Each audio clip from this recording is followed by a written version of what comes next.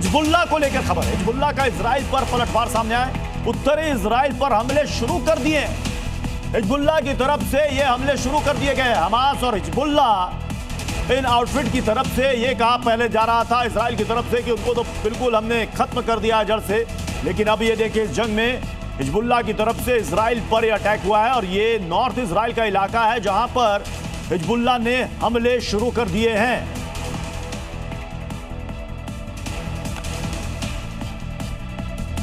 हमारे साथ गई और मौलाई जी हमारे साथ लगातार जुड़े हुए हैं। लगता है शायद वो उनका संपर्क इस वक्त कट गया है। हमारे साथ इजराइल से भी एक मेहमान इस वक्त जुड़ गए हैं।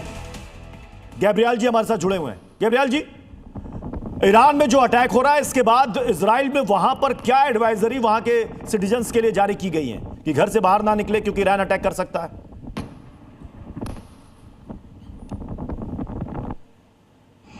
आपकी आवाज अनम्यूट कर दें सर, अनम्यूट कर दें।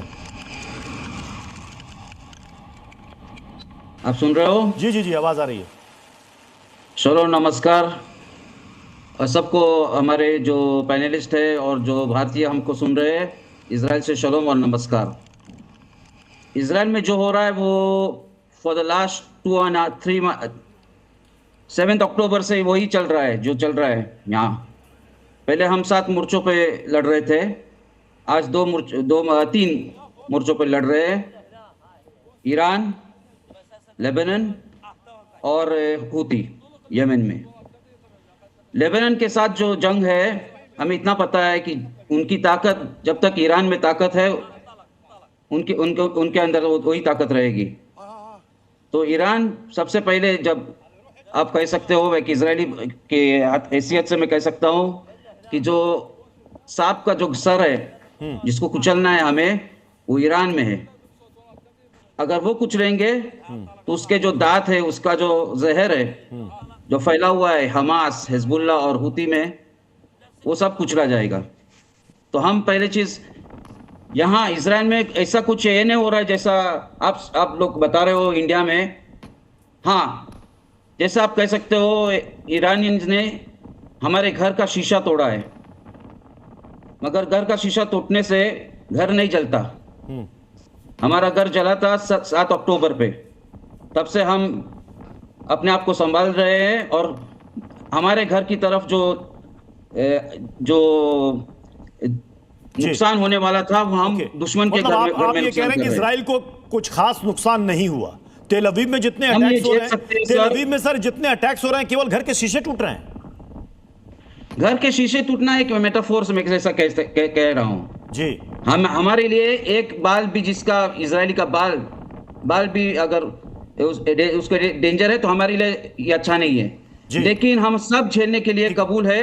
अगर कल हमें और हमारे बच्चों को, हमारे पोतियों को अगर अच्छा सुरक्षित फ्यूचर मिलेगा, उसके लिए हम आज के लिए सब कुछ झेलेंगे। मतलब आने वाले फ्यूचर के लिए आप कह रहे हैं कि आज ईरान को कुचलना जरूरी है, और आप कह रहे हैं कि जितने भी इजरायली हैं वो यही चाहते हैं कि भले जंग लंबी छिड़ जाए, भले पूरी दुनिया में ऊर्जा संकट हो जाए, लेकिन फिर भी ये जंग रुकनी नहीं चाहिए।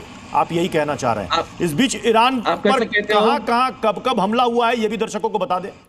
1:30 बजे कज़विन रेलवे, 1:20 काशान रेलवे ट्रैक पर अटैक हुआ। 1:47, पूरी टाइमलाइन आप देखते जाइए। 1:47 पर तेहरान का पीरूज जिला, यहां पर अटैक होता है। 1 बजे करज का बागिस्तान, 1:23 पर करज का कमाल शहर, 1:30 पर अहवाज के कुछ हिस्सों में धमाके होते हैं, और 1:30 पर ही तबरीज की मियाना सड़क को टारगेट किया जाता है। 2 बजे तबरीज जन राजमार्ग को अटैक किया जाता है। 2 बजे खारदीप पर धमाका होता है। तो ईरान के ये वो इलाके हैं जहां पर ताबड़तोड़ वहां पर हमले हुए हैं।